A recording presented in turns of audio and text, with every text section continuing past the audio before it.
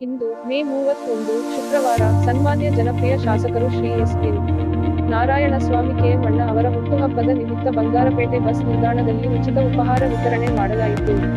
ಈ ಕಾರ್ಯಕ್ರಮವನ್ನು ಹಟ್ಟಿಗಿರಿಕೊಪ್ಪ ಬಂಗಾರಪೇಟೆದ ಪ್ರಕಾಶ್ ವಿ.ಎಸ್.ಪಿ. ಅವರು ಆಯೋಜಿಸಿದ್ದರು. ಈ ಕಾರ್ಯಕ್ರಮದಲ್ಲಿ ಪಾಲ್ಗೊಂಡ ಎಲ್ಲರಿಗೂ ಧನ್ಯವಾದಗಳು. ನಮ್ಮ ಸಮುದಾಯಕ್ಕಾಗಿ ಅಹೋರಾತ್ರಿ ಶ್ರಮಿಸುವ ನಮ್ಮ ನಾಯಕರನ್ನು ಈ ರೀತಿ ಸಂಭ್ರಮಿಸುವುದನ್ನು ಮುಂದುವರಿಸೋಣ.